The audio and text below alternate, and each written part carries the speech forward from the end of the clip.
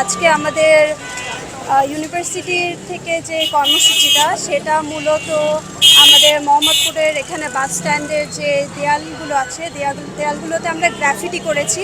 গ্রাফিটির মাধ্যমে আমরা গত 1-2 মাস ধরে আমাদের দেশে যা হয়ে যাচ্ছে, ছাত্রদের উপরে যে নির্যাতন হয়েছে, দেশের উপরে যা যা হয়েছে সেগুলো আমরা ফুটিয়ে তোলার চেষ্টা করেছি, সাথে আমরা দেখাতে চেষ্টা করেছি। এইটা হচ্ছে আমরা সবাই জানি যে আমাদের দেশে রিসেন্টলি কি হয়েছে, কি ঘটনা ঘটেছে, তারই প্রেক্ষাপট নিয়ে তার আগে যেই ঘটনাগুলো ঘটেছে আমরা তার চিত্র ফুটিয়ে তোলার চেষ্টা করেছি। তারপরে সামনে কি হবে, আমরা কেমন দেশ চাই। আর ছাত্র সমাজই আসলে আমাদের পরের ভবিষ্যৎ, আর এটাই মূলত আমরা তুলে ধরতে চেয়েছি যে ছাত্রদেরকে দামিয়ে রাখা যাবে না। আমরা কিছু নতুনত্ব চাই, আমরা কিছু পরিবর্তন চাই। আমরা চাই যে আমাদের সমাজটা যেন ভালো করে গড়ে ওঠে, দেশবাসী যাতে একটি সুস্থ পরিবেশে জীবনযাপন করতে পারে, সেটার জন্যই আমরা স্টুডেন্টরা কাজ করে যাচ্ছি।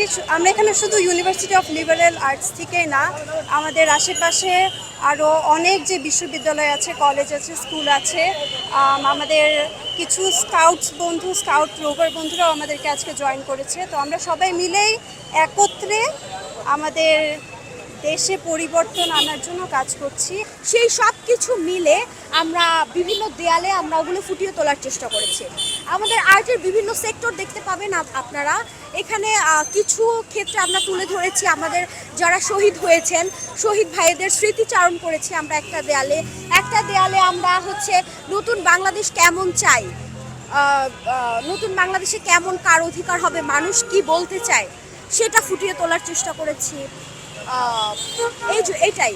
আর হচ্ছে আমাদের আরেকটা উদ্দেশ্য হচ্ছে জনগণকে সচেতন করা, তারা যেন সচেতন হয়।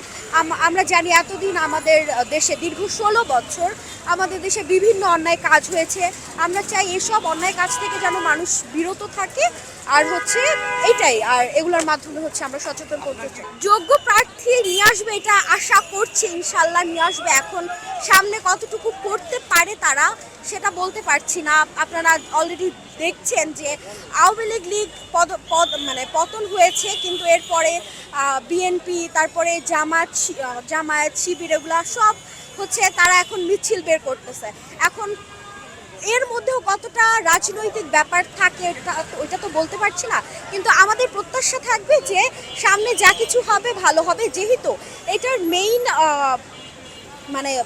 এটা ধরছিল হচ্ছে ছাত্র সমাজ, তো আমরা তাদের প্রতি আমাদের ভরসা রাখছি, প্রত্যাশা রাখছি তারা ভালো কিছু করবে। তো আজকের এই আয়োজনটা তো আমরা দেখলাম, এই আয়োজনটা আসলে হচ্ছে আমাদের যারা শহীদ হয়েছে তাদেরকে আসলে আমরা স্মরণ করতেছি এবং সারা জীবন ধরে আমরা তাদেরকে আমাদের বুকে আগলে রাখতে চাই। আমরা প্রতিবার যখনই সিগন্যালে দাঁড়াবো তখনই আসলে আমরা আবু সাইদকে দেখবো, মুগ্ধকে দেখবো, রিয়াকে দেখবো, এবং নাম না যেন অনেকেই যারা নিহত হয়েছে যাদের নামও আমরা জানতাম না, যেমন জিহাদ নামে একজন আছে, তার কথা আমরা জানলাম, তাকে আমরা দেখবো, সুজনকে আমরা দেখবো। তো আমাদের কিন্তু আসলে যুদ্ধ যেটাতে আমরা নেমেছি সেটা কিন্তু আসলে শেষ হয়নি, আমাদের যুদ্ধ কিন্তু চলবে। আমাদের যুদ্ধ কেন চলবে? কারণ আজকে যদি আমরা আমাদের চারপাশে তাকিয়ে দেখি, আমরা কিন্তু দেখবো এখানে আমরা কোনো বর্ণ দেখি না, কোনো ধর্ম দেখি না, কোনো জাতি দেখি না, আমরা এখানে কোনো শ্রেণী বিভেদ দেখি না, আমরা এখানে কোনো বড়লোক, মধ্যবিত্ত অথবা নিম্নবিত্ত কিন্তু আমরা দেখছি না।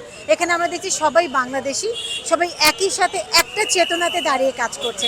আমরা আসলে এই বাংলাদেশটাই আসলে আমরা গড়তে চাই, যেটা আমাদের তরুণ প্রজন্ম গড়তে চাচ্ছে, ঠিক সেই বাংলাদেশটাকে আমরা গড়তে চাই।